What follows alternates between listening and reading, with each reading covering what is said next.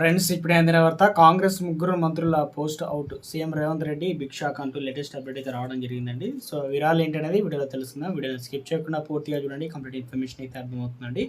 ఇలా ఇంకెవరైనా సరే మన ఛానల్ సబ్స్క్రైబ్ చేయకుండా వస్తున్నట్లయితే మన ఛానల్ సబ్స్క్రైబ్ చేసుకోండి. ప్రభుత్వం నుంచి వచ్చే లేటెస్ట్ అప్డేట్స్ అన్ని కూడా మీ ఫోన్ నోటిఫికేషన్ రూపంలో అందించడం జరుగుతుందండి. చూస్తున్నారు కానీ లైక్ చేయడం మర్చిపోతున్నారు, దయచేసి లైక్ చేయండి. లేట్ చేయకుండా అయితే వెళ్ళిపోదామండి మనం. తెలంగాణ రాజకీయాలు శరవేగంగా మారుతున్నాయి. ముగ్గురు సీనియర్ మంత్రులకు CM Revanth Reddy big shock ఇచ్చారు. ఉత్తమ్ కుమార్ రెడ్డి, కోమటిరెడ్డి వెంకటరెడ్డి, కొండా సురేఖలకు జిల్లా ఇన్ఛార్జీల బాధ్యతల నుంచి తొలగించారనమాట. వారి స్థానంలో కొత్త మంత్రులకు జిల్లా ఇన్ఛార్జీల బాధ్యతలు కూడా అప్పగించారు.